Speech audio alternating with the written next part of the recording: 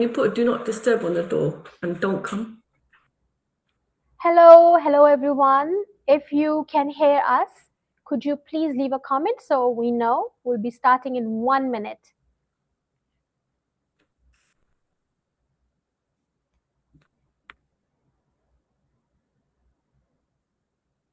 Just let me know if you can hear us because audio is always my top priority.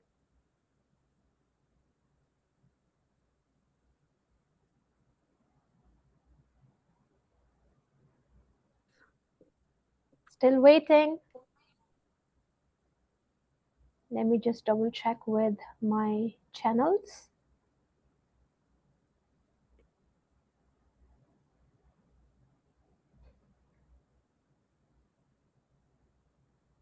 Okay, yes, we are live on LinkedIn and we are also live on Facebook.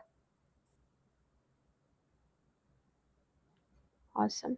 Let's check one last channel.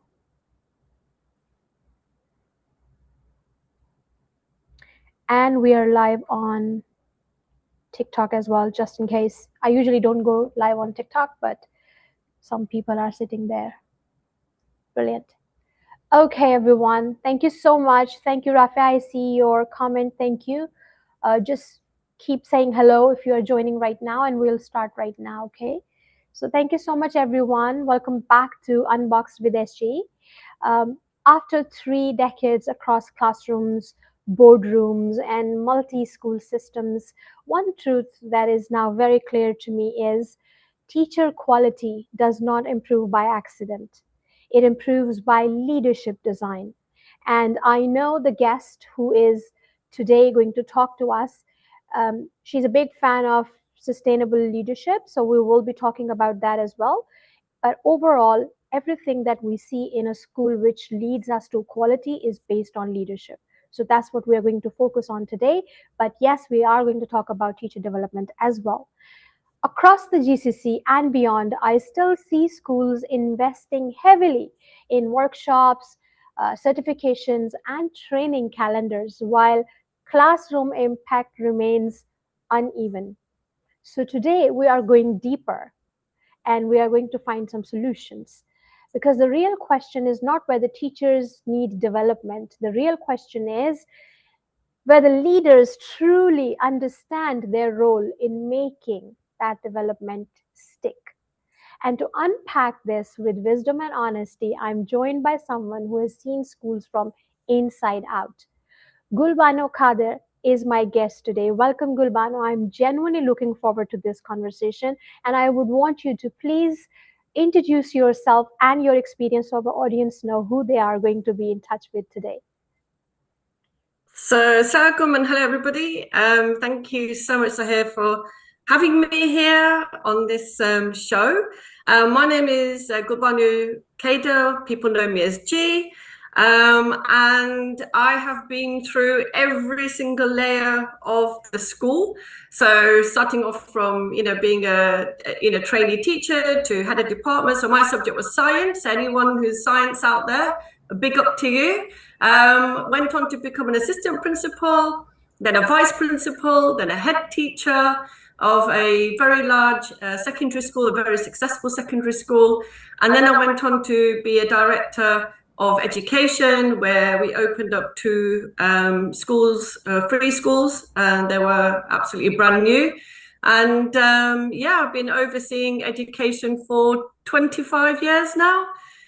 So had a long history in developing teachers and really playing a pivotal role in making sure that the impact is actually seen in the classroom. So, and as Sahir said, I'm also, it sort of like meshes in about sustainable leadership and teacher development, because you can't really have one without the other. So I'm really excited about the chat we're going to have today.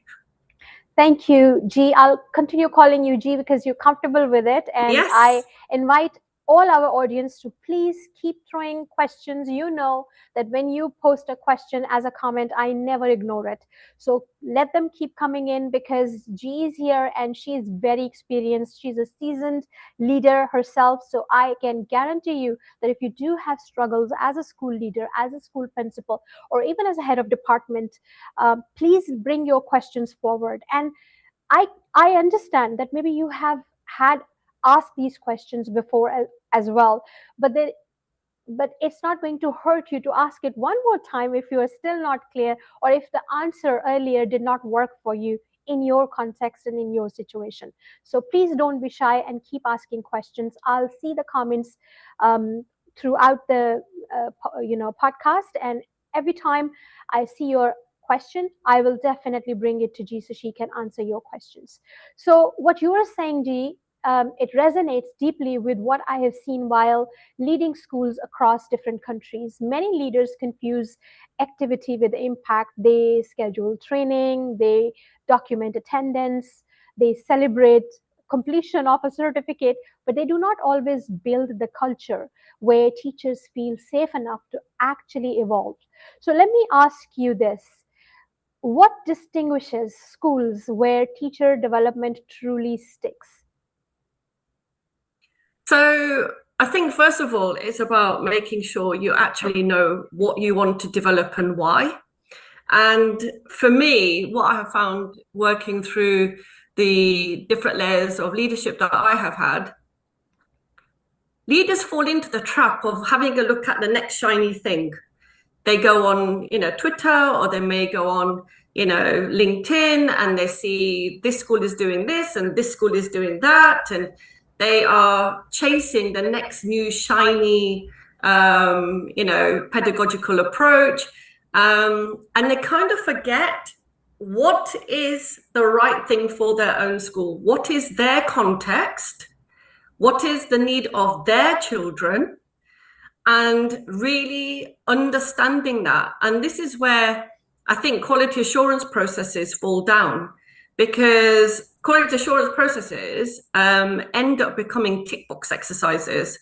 They end up becoming something that you are doing to fill out a spreadsheet, or you're doing because the senior leaders have asked you to do it. And when you are doing it as a tick box exercise, you're not actually finding out what is the actual problem in the classroom, because you're not having a focus on the learning.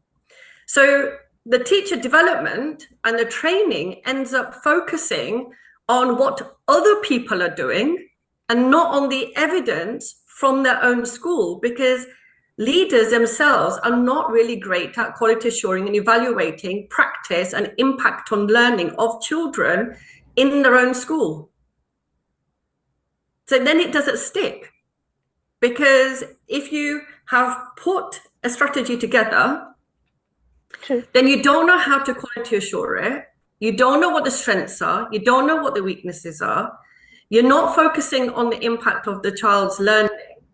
All you're doing is just following a protocol. You're being a manager. The leaders are more often than not managers and not leaders. So when I was running that training in Bahrain, and I said to them, what did you do last week? List all the jobs that you did last week. And all the jobs that came back, I said, right, do you think that was leadership, or do you think that was management? And what came through was actually, it was all about management. It was processes, it was timelines, it was policies. Correct. It wasn't leadership, it wasn't vision, it wasn't strategic choices and influencing people and influencing culture. And if you're simply stuck in the processes, then you will never make the teacher training stick. True. That is For so teacher powerful. training to stick, you really need to understand the problem first. Absolutely. Gee, this is so powerful how you explained it, because what I have always believed and sometimes had to push boards to understand is this: teacher development is not an event, it is an ecosystem. If the leadership culture is fearful, if feedback is performative, if middle leaders themselves are not coached, then even the best training quietly dies in the staff room. So where do you see the middle leadership fitting into this equation? Middle leaders, for me, without the middle leaders, strategy, so for me, strategy lives or dies with a middle leader. A head teacher, I've been a head teacher, I've been a vice principal, I've been a senior leader, and I've been a middle leader. And what happens is that if the senior leaders and the head teachers are not investing in the middle leadership, then actually the vision will never translate into classroom reality. They are the key layer that are the people that shape the curriculum, they shape the assessment, they shape the culture. We can sit in our offices as senior leaders and head teachers, we can sit in our offices and say, we want to do this, we want to do this. And you might get, an odd person in to do a little bit of training. However, if you don't invest in the middle leadership layer, which is often the forgotten layer, I would say, and it's, if you're depending on one heroic leader, then you're never going to have sustainable leadership. And if you are not developing the middle leaders, then you are basically promoting people and leaving them operationally busy, but they're not strategically empowered. And middle leaders have got to be strategically empowered. And we have to develop their strategic thinking. So I find in my role that I might go into schools and the middle leaders are in a task that we're putting together an improvement plan. But nobody has taught them how to write an improvement plan. So in England, we have a lot of middle leadership training, NPQs, we have like national professional qualifications. They're really highly regarded for middle leaders, for senior leaders, but they're so high level that actually what the middle leaders want to know, what they need, and where the gap is, how do I write an effective plan? How do I measure that success? What does it look like in a classroom? Where will my evidence come from? What will the quality assurance processes look like to be able to do that? How am I going to win hearts and minds? How am I going to get people on my side? How am I going to train my own teachers? But all of that is usually missing out of the training.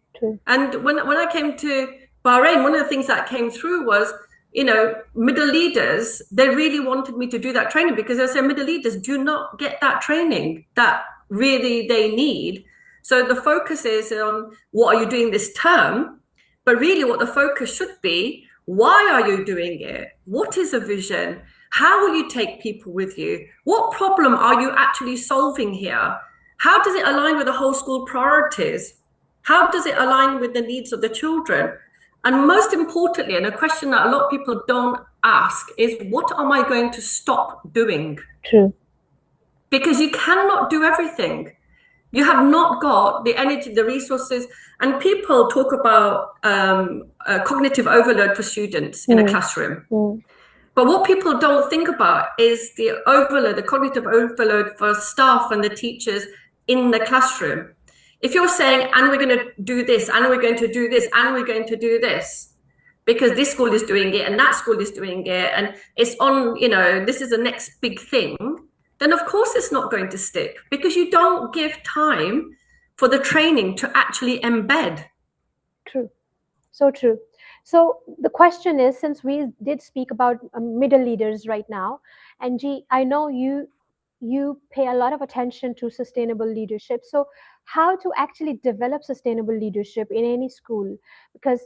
And we are talking about the entire leadership loop here. We're not just talking about senior or executive. We're talking about even the leaders who are at the third layer of the leadership. They could be just the department heads, they could be coordinators or phase leaders, and then moving on to assistant headship or vice principal, and then moving on to leadership roles as well. I think it would be good for them if they are attending right now. And I've seen a couple of people who were talking to each other that they were thinking about somebody while you were talking.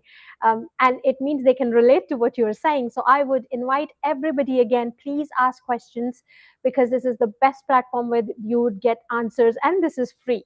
Okay, so don't wait for making a payment to someone to get the answers that you could actually get free. So please keep asking questions, and I'm going to bring my question back to G about how to develop sustainable leadership. Where to start?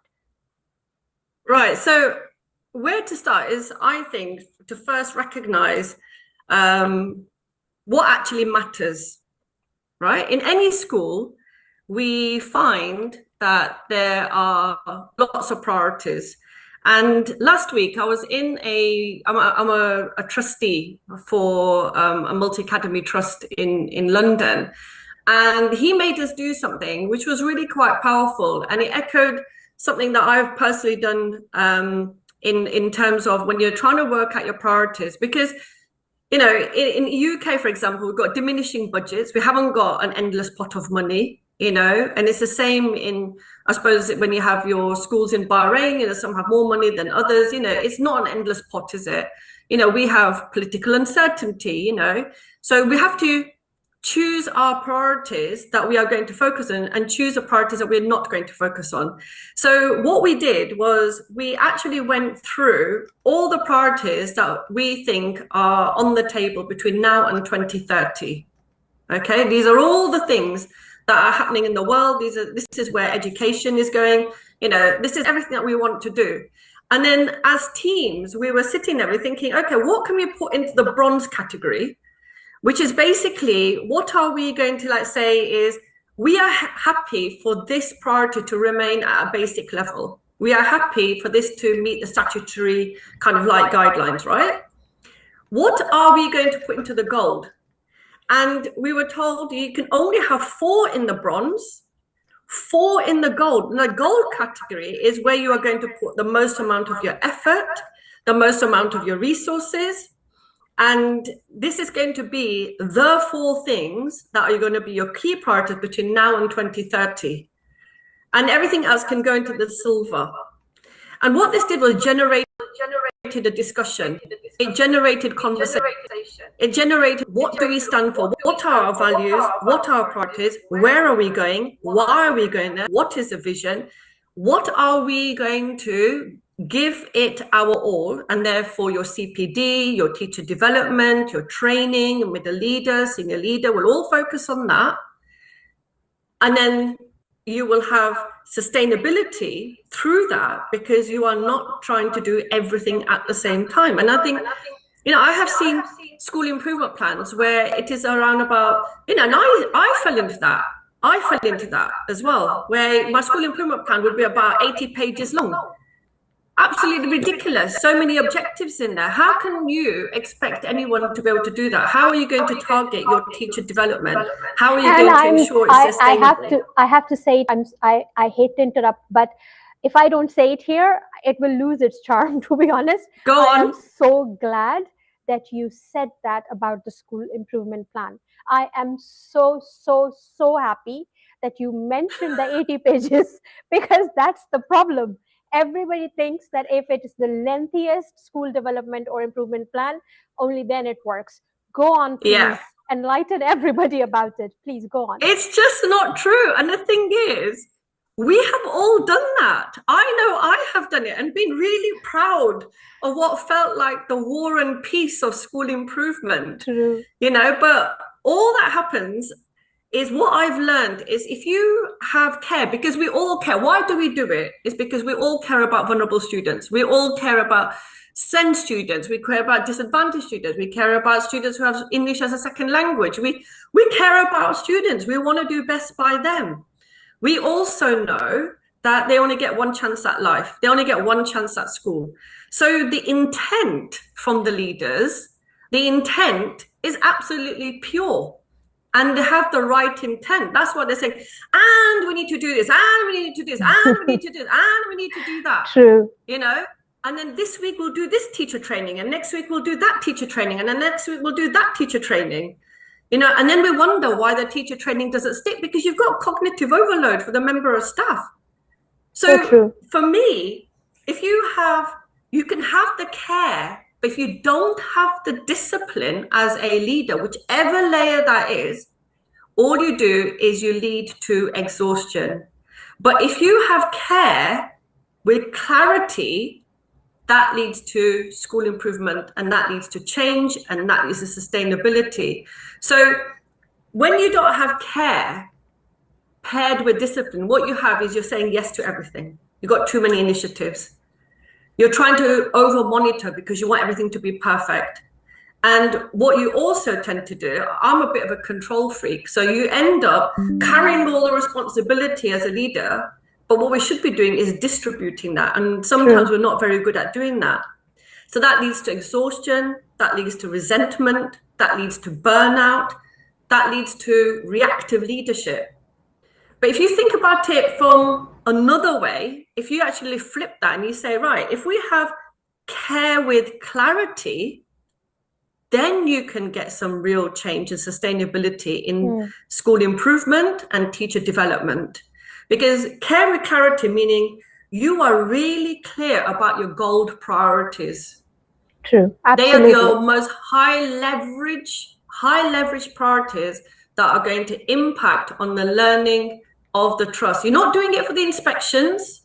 You're not doing it because the senior leaders are like going on about it. The senior leader has got to keep an eye on it. Middle leaders have got to have a voice on that. But if you have clarity, so you have clear systems, you have clear boundaries, you know what we will do and what we will not do. You have to have clear alignment between what you're developing in terms of your curriculum, your strategy, and your quality assurance processes. You have to have clarity there.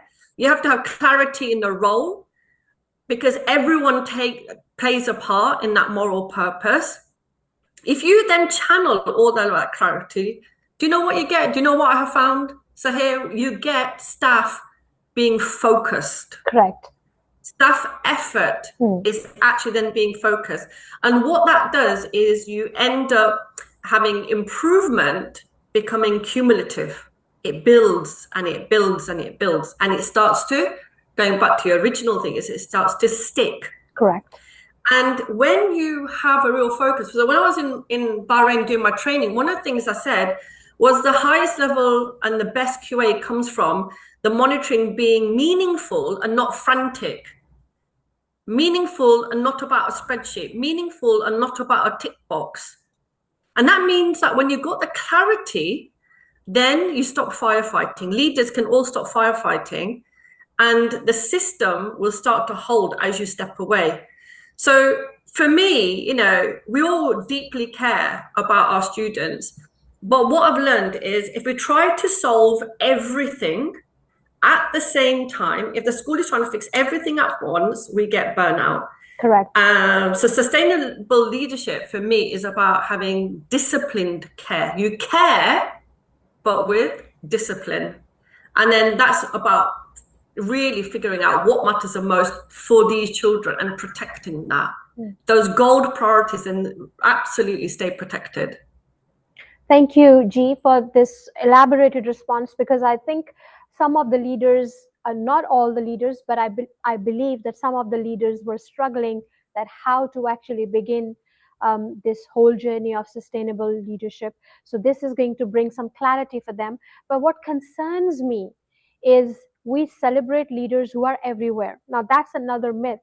And I don't know what your take on it is, G. So I'm just bringing it because I want to understand from your angle how you look at it. We celebrate leaders who are everywhere, in every meeting, in every decision, in every approval, and then we call that strong leadership. But how I understand sustainable leadership, that it requires something far more uncomfortable, and that is it requires leaders to design systems that do not need their daily rescue. So my question here is, how many leaders are truly ready to make themselves strategically less needed? And in your view, G, is that even possible that the leaders will ever be ready to make themselves strategically less needed? Or do they see it as a threat? Because I don't know Right. Yeah. I think that's a really interesting question, because for me, it's all about legacy. It's, for me, sustainable leadership absolutely matters, so that the middle leader is supposed to be able to step away. The senior leader should be able to strategically step away, because their legacy that is being left behind will carry on its own. And that's, you know, but then what you have there are people's egos. What you have is, you know, people then thinking about, well, you know, I want to be the big man. You know, I want to be the big person. You know, I want to have all the glory. But as soon as you have any sort of improvement, which is dependent upon one heroic leader, it absolutely is not sustainable. Because when that person walks away, even me as a consultant, you know, if I go in as a consultant to a place, the last thing I want to do is be in a position where the school has become dependent upon me. What I'm trying to do instead is actually find all the strength within the actual system itself, within the school, and to grow that strength.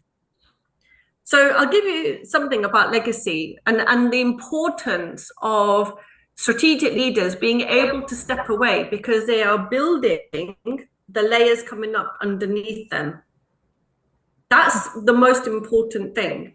So when I first arrived as a vice principal at a school where I became a head teacher, at that time, the outcomes for that school were below national standards in terms of attainment, progress was on the declining trend, and I did a lot of work with the actual energy went. By the time I left that school, the school was being recognised in the top 3 per country. It was recognised by the UK government. It was matters. If when I walked away from that school and I became a director, that the improvements were not sustained. If then things started to nosedive because the solid foundations were not there in the first place. So when you talk about strategic leadership and strategic management, they absolutely have got to have done something where the systems, the processes, the training, the development, the teacher training, the middle leadership development, the skill, the knowledge has been built up so that when you have walked away, the school has carried on flourishing. And the school that I left has absolutely carried on flourishing. It built on the foundations that were set up and it's gone stronger and stronger. And then the next layer have brought something else in. The next layer has brought something else in. And the school has gone to become very, very successful and built on the success that left behind. But if it was all dependent upon me and my ego, then that school would have ended up nosediving. Absolutely. And then it would have all unraveled. And when it starts to unravel, who does it impact? It impacts the children. So, you know, we have to be really, really mindful that we are making sure that we as strategic leaders are not a one-person show, that we are developing everybody around us. Absolutely.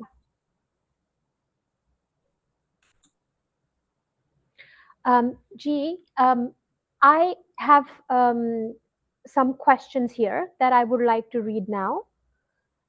Because, are you still with me? Yeah. Still with me? Can you hear me? Yeah, I can hear you. Yeah. Yes. Yeah, I told you my screen sometimes it does freeze, so I'm not able to tell if you're still here or not. So I just have to double check. But there are some questions for you. Would you like to take them now or maybe later?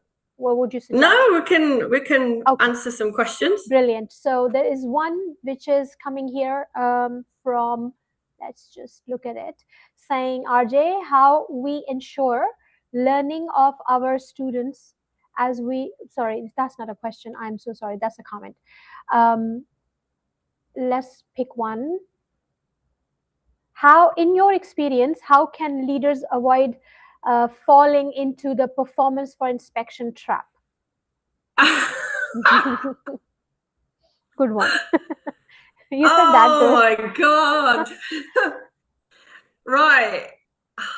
So performing for inspection, everybody, whether it's England or whether it's over there, you know, performing for inspection, there is going to be some element of that. Okay. Now, the way I try and do it, and I am an Ofsted inspector. I have been for 15 years.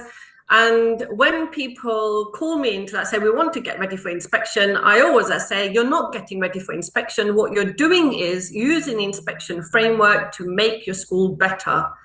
If you are using any framework that you've got and you don't use it just to jump through a hoop. Because what's going to happen, Sahir, you know, when people are simply doing things to get ready for inspection, and you're you know, doing X, Y, and Z because this is what the inspectorate wants, you're not actually improving the school. That monitoring then becomes more about compliance. And then all that happens is that you're so busy trying to prove quality rather than build it. So yes, you keep an eye on inspection, and the way I've done it is I say, okay, we like, for example, in the UK, we've got a brand new inspection framework. It's really actually pretty good. It gives you really good guidance into what they are going to be inspecting in order to show that you are doing a really good job. You know, so use the framework to self-evaluate and ask yourself the same questions, and ask yourself, actually, where is my evidence for that? You know, if it's talking about a curriculum that's inclusive, and that's one of the bullet points in the inspection framework, forget about the inspection framework and, oh, you know, we're going to have to show this, we're going to have to show this. Ask yourself an honest question. Where is my curriculum inclusive for all needs of the student? And turn it on its head and ask that, so that you can self-evaluate, and you can ask yourself an honest question with your team and say, you know what? Yes, we might be able to put a performance on next week when we get inspected. Yes, we'll be able to say all the right, you know, answers because we'll have rehearsed it, we'll have scripted it. But that's not going to lead to long-term sustainable improvement. But instead, why don't we ask ourselves an honest question? Why don't we ask ourselves, for example, where is the curriculum inclusive? How have we made it inclusive? Where are the gaps? What do we actually really need to do? You know, so you can use the inspection frameworks to ask yourself the questions that are going to give you the opportunity to be really honest with you and your team. Now, what I find is that the middle leaders are not sure, and the senior, not just middle leaders actually, so here, I find that middle leaders and senior leaders, both layers, do not know how to quality assure effectively. So what do? They go into a classroom and they see children quiet, well-behaved, doing lots of writing. They might see, you know, the odd child put the hand up and ask, and then, you know, you go into the classroom, you might say, right, you know, this is actually, they all seem to be engaged, they're all very quiet, they're all very well behaved, you know, but they're not actually asking the right questions. True. So when they're talking to students, when you're looking at their books, they're looking at is, you might have a whole load of writing, but how much of that was copied off the board? Or when you're talking to the students, you're not asking them about their learning and the progress last week, last month, last year. You're saying, what are you doing today? You know, what have you enjoyed today? They're not high quality questions. We want to go back into a book and say, you know, 4 weeks ago, you were doing the Harbour process in science. Can you explain that to me? And they should be able to explain it without looking back at their book. They should be able to make links with how that is connecting to another area of the curriculum. So you can do things for performance reasons, for inspection, but actually, how do you stop yourself from falling into the trap in the first place is by making sure that you're actually doing your quality assurance that's helping you to identify your strengths and areas of development. And I always say to the schools that I'm working with, that focus on improving the school, and inspection will take care of itself. Oh, absolutely. Absolutely. You know, and you can use the framework, whatever framework that is. Bahrain has its own, UK has its own. You can use the framework as a way of self-evaluating. But don't be a slave to the framework where tick, tick, tick, tick. Because that tick, tick, tick, as soon as the inspector walks out, and the inspections have gone, then you go back to your original point, which is, why doesn't it stick? Well, it doesn't stick because it was performative. It doesn't stick because it was meaningless. Because you weren't actually being you weren't being truthful to yourself about what the reality of the situation is, because you're too busy making sure that you're going to perform all right. And of course, we want to do good in an inspection. But there's 3 years usually, sometimes 4 years between one inspection and another. So when you're getting ready for an inspection, what have you been doing for the other 3 or 4 years? True. Have you been asking yourself honest questions? Have you been honest with yourself and your team and your leaders? Correct. G, we do have a few more questions, which I will read to you. But just before that, since we have already wrapped up our first segment, we were talking about how to develop sustainable leadership and where to start. So to all the audience, for every school leader and teachers watching, here is your first reality check. This week, ask yourself one simple question, and G did mention it very clearly. What stops functioning in my school the moment I step away for 3 days? If the answer is decision making, behavior systems, parent communication, or instructional quality, then you are not yet building sustainability. You are still operating in controlled survival mode. So you got to be very honest with yourself. You don't have to answer us, you don't have to answer G, you don't have to even type it in comment. You just have to ask yourself as a school leader. And if your answer is based on all of these options or maybe one or two of these options, that means you still have way to go, and your sustainable leadership is still not fully developed. That's not the style you are operating in, and that's good for you to know. And then G has also talked about inspection and how to get out of the trap. I really like the way she has given you complete details that if you are already operating under good systems or you're looking for good lesson or good teaching and learning, listen, it doesn't matter if you are sitting here or in Kenya or in Bahrain or in UAE or in UK or in USA. A good lesson is a good lesson everywhere across the globe. So it doesn't really matter what framework you are focusing on. You will still be an outstanding teacher if you are a teacher. You will still be an outstanding teacher during inspections if you are an outstanding teacher overall. And you will still be an outstanding school or in inspection, during inspection, if you are an outstanding school overall. So look for excellence, not for just one tick that, oh, we have to have inspection ranking sorted. That shouldn't be a task. That should not look like a temporary project that you have taken care of, and then once that is done, you don't know what to do next, because those things are gone with that project already.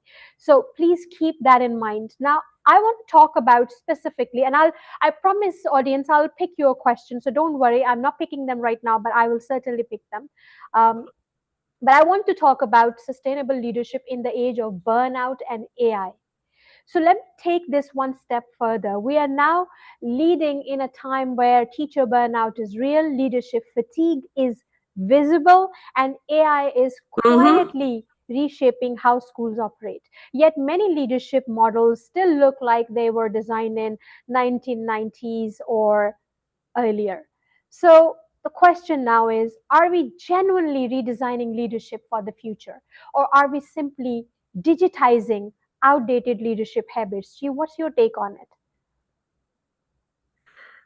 Oh, even classrooms, if you think about the classroom, it still looks like the same as it was in Victorian times. Doesn't it? Like, I thought I was the only one. It still looks exactly the same. And, I'm a traditional teacher, right? I really am proud of the fact that I believe that teachers are the experts in the room. They should be, using their expertise to impart knowledge to the children. I'm personally not in favor of discovery learning, per se, but I am in favor of critical thinking. I'm in favor of evaluating. I'm in favor of students analyzing after they have been taught the knowledge by the expert teacher. And when you have got leadership in the face of technology, I think the human aspect of leadership is becoming even more critically important, because it's very, very easy to go straight to AI to get you to do your thinking for you. Absolutely. And I think that's actually really quite dangerous. You can use it as a I agree tool. with you. I agree with you on this. Completely agree. Because already, I'm not sure what it's like in your part of the world, but here because of staff retention problems, because of teacher shortages problems, what we have over here are junior teachers being promoted to senior middle leadership. Junior middle leaders hardly have done their job, barely out of nappies, and they've been put into senior leadership roles, right? And they are floundering. They are floundering because they haven't had the depth of the experience. Before we went online, Sahir, you were talking about your extensive experience that you have had in so many layers. And that experience helps us to be better leaders. It helps us to learn from our mistakes. We've all made mistakes. I know I've made many mistakes and I've learned along the way. Correct. But when the leaders are being jumped up, what I'm finding is not only do they not have the experience, not only do they not have the proven track record, but now they are turning to AI. So the people who haven't got the experience and therefore they can't think for themselves, they're waiting for Mr. ChatGPT or Mr. Claude or Miss Claude or whoever these people are behind the AI systems to basically give them the answer. And before AI was here, then they would kind of flounder because some leaders are not going to be confident in order to say, I don't know what I'm talking about and I need some help. That takes a lot of courage, and you have to be a very brave leader to do that. Now, I have no issues myself saying to my team when I was a head teacher, look, and I was a head teacher through COVID. My God, I didn't know what I was doing. Things were changing on a daily basis. And I'm like, I've not got a clue, but I'm going to use a little bit of common sense, But it takes a brave leader. There's many, many leaders who are, they get wrapped up in their own ego and they are thinking about their own, reputation, that they think is going to do reputational damage for them to turn around and say, I'm not sure about this. Now, what happens is you can use AI to a certain extent in helping you to be a leader, and it only works when you're stuck in an office and you might be doing a paperwork, you might be doing a policy, you might be doing drafting an email, but when you're actually in the room and when you are with human beings and when you are around that table and you have to show the level of thinking to be a senior leader, if you have become over reliant on I better go to AI to help me to answer this question because I'm not sure, then you can imagine what it's going to be like when they're face to face. They're going to feel disabled and they are not going to be able to come across as credible leaders. So I'm really quite worried about the junior leaders who have been promoted before the experience because schools want to hold on to them. So they say, look, don't leave this school because I'll give you a promotion, I'll give you a promotion. Sometimes those leaders are not ready for that promotion. Is so true. And now they're relying upon that AI. So they're not actually developing their critical thinking the way we want our children to develop critical thinking and evaluate and analyze and apply their knowledge. We expect and we should be expecting leaders to do that and not hiding behind an AI. So I'm actually quite a little bit worried, and yes, you can use it to help reduce your workload. Smart working, we all use it, in smart working. Yeah, smart working, not actually being it shouldn't be that is your leadership. Your leadership's got to come from your heart and your mind. G, on that, because you've spoken about something very critical here, and I want my audience to take something away, and I'm going to use an example here. So you see, just imagine that I am a student of medicine. Okay, I'm not a doctor yet, and obviously I'm nowhere closer to being a surgeon yet, because that will require a lot of experience and a lot of additional qualification, which I don't have yet. So I'm a student of medicine. Imagine that I've been watching YouTube videos to understand the process of surgery, but it doesn't make me a surgeon yet. So that's what I think we are trying to say. It's no offense to anyone who wants to be a leader quickly or come into middle leadership and jump into senior leadership. We're not saying don't do it. What we are saying is you got to have proper experience before you can jump into these positions. The reason is you're dealing with humans, and it's not easy to deal with humans if you don't know how to deal with them. It takes a lot of experience to be that perfect, not perfect, I wouldn't say perfect, but experienced person who knows how to handle certain situations. And when you are in the leadership position, all you are doing is handling humans every single day on every single level. So if you don't know how to do that, then yes, it is dangerous to take help from ChatGPT, because ChatGPT can only mimic what it can, and to extent it has knowledge for, it cannot give you a ready to go pathway for your career. That's not possible. So I'm so glad that G has mentioned it. Now I'm going to read a question very quickly here. You have said sustainable leadership is about legacy.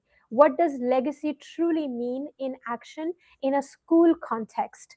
I know you did mention that, G, but just to reply to this person, let's just go through this very quickly. It's 7:20 right now, and we want to finish it in about 4 or 5 minutes, and so we can wrap up nicely, just to see if there is any more question. So, G, you want to take this one? I know you've said that, but just because this was asked. Yeah, I mean, for me, the nuts and bolts of legacy is making sure that enough time and effort has been put into building the systems that outlast you. In a nutshell, and you'll have done it through the systems that you built, or the processes that you built, or the training that you have given. And the training, a lot of it is done on a one-to-one. So you might, so a lot of my time was spent, you do the a session after school, and everybody's in the room and all the middle leaders are there, but the real magic happened when they've had an overview of whatever I'm trying to develop. So say I was trying to develop, how do you write a school improvement plan, or how do you write a faculty improvement plan? So you can have everybody together, and you can do a global kind of broad brush, this is a key kind of mechanisms that you go through, and these are the key processes. But the magic happens when you are then, just the way you do in a classroom, you then differentiate that the head of science needs this, that assistant principal needs that vice principal needs that, and you're doing a one-to-one. And that takes time. And it's the investment of that time in the people at all the different layers that you've got in your school, is when you will build that solid foundation, so that when you walk away, the actual journey continues without you. And you can look back as a proud parent, basically, being really happy that the foundations were there. And go back, to the point of I'm not saying for 1 minute that people should not, young people should not become leaders, and you've got to, be in a role for 10, 15 years, because I was not one of them. I was a trainee teacher, and I became a head of department within 1 year of being a trainee teacher, because my senior leaders saw something in me and said, you need to be the head of science. I was the youngest assistant principal. So I get what it's like to be a young leader, but the difference was that I had people around me who were there to nurture me, to grow me, who were there to teach me without any judgment, and I've been very blessed to be able to progress through the career ladder at a very, very early age and a younger age, but I was surrounded by a very good support system. What I was talking about is when you start getting promoted and you haven't got the support system, and you are then on your own, and you are worried about appearing to be somebody who doesn't know what they're talking about, and you're too scared to say so, that's when it becomes a problem. True. Okay, G, we are almost at the closing point right now. because sustainable leadership today is not just about succession planning, and you mentioned it. It is about three things leaders often avoid. One, emotional sustainability. Two, system intelligence. And three, decision distribution. Many leaders say they empower teams. We've been talking about legacy, we talked about teacher development as well. But when the real decision moment comes, the power quietly returns to the top. And this is again a teaser from me to the leaders who are listening right now, who are watching us, who are listening to this podcast right now. It's very important for you to keep reflecting on how you are operating, and it will definitely bring you to sustainable leadership. I would invite all of you to do one thing, not one thing. I would say yes. I mean, overall it is one thing, but I would divide it into like 4 steps over the next 30 days. Identify one decision that only you currently make. Document the criteria of making that decision clearly. Train one person to take it over, and step back and observe and provide support where needed. And do not try to go and try to give feedback. Feedback is good, but giving feedback all the time when before even a person is taking a step, that's not going to help you with succession planning. So I think you should take that away with you and try it and see how it works. If you're worried about giving the complete decision power to your team, you don't really have to, because it doesn't work that way. There are executive decisions that in reality you do need to hold with you, but then there are certain things that you really don't have to get yourself involved with, and you got to rely on your team leadership for that. Do you want to say something about that? Can I add to that a little bit? Please do. I think, all the leaders out there, for me, I'm going to boil it down to 4 things that sort of like a little bit overlap, but just to make the point. First of all, the moral clarity. Ask yourself, why are we doing this? Get that moral clarity right. Then for me, the second thing is about strategic discipline. What will we not do? The third thing is about system alignment. Everything has got to be aligned.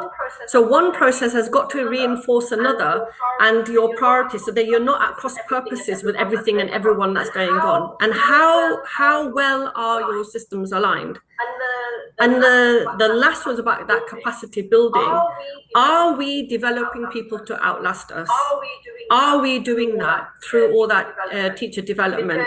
Because sustainable leadership, the real test is how impressive. It's not when, it's not about how impressive the school looks whilst you're there. The key thing for me is, does it continue to improve when you leave that door? True.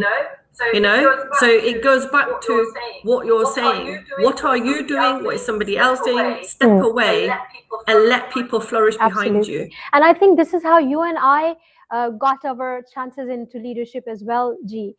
You were an early, you became leader very early in your career, and I share a similar background as well. And I also remember the people who nurtured us, who mentored us, who guided us through everything. But at the same time, I still cannot take that away, that when I was a leader in my early 20s and when I was a leader in my late 40s, there is obviously a big difference in how I was looking at the things. I was honestly, Sahir, oh my God, if I look back, as to like what I was like as a leader when I first started, I was a nightmare. I was just like, it was just, it's like, if somebody said to me, because, gee, I know you want to get everything done, but you want to get from A to B, but actually sometimes you have to go via C, and the via C are the people. The sustainable leadership comes through other people. It's not just about you, G. It's about everybody else being with you. And you're absolutely right, Sahir. God, how much I've grown through all the different layers and all the different experiences and all the mistakes. And you know what you were saying earlier on is so true. You're dealing with human beings, and the hardest thing that leaders find is having those tough conversations. It's great when you want to celebrate. It's great when everybody's doing what you want them to do. The hardest thing is that telling somebody that you're not actually doing what you're supposed to be doing. No AI is going to help you to do that. Only experience do that. Emotional intelligence is going to help you to do that. We could talk for hours. I know, we could, and we will, inshallah. I would certainly keep in touch, G, and I will invite you back again, Inshallah. especially if you are in town, if you are in Bahrain. We would want to have a face-to-face podcast. I always feel that that is more enriching, even though I'm very happy with the one that we just had. Absolutely happy, super happy, because we have made many people uncomfortable in their own leadership roles because they need to do some thinking here. And thank you so much for your wisdom, for your experience, for your opinions, and for your unapologetic approach towards school development, teacher development, and leader development. That is very important, G. And I find people are usually hiding behind, those corporate vibes and all that, and it doesn't really give the truth out. It doesn't get the actual word out. People are not able to look at their practices and reflect. But your talk and your conversation today, I am absolutely sure, will definitely make people go back and think about their roles that they are playing as leaders. So thank you so much for being here. I was going to say, more than welcome. I've really enjoyed my chat with you. I didn't know what to expect, but I'm hoping that people have got something from there. And I wanted to say thank you for having me here and inviting me to your podcast. Thank you so much, G. And for all the audience sitting over there, here is the truth many systems are still avoiding. Schools are not struggling because leaders are weak.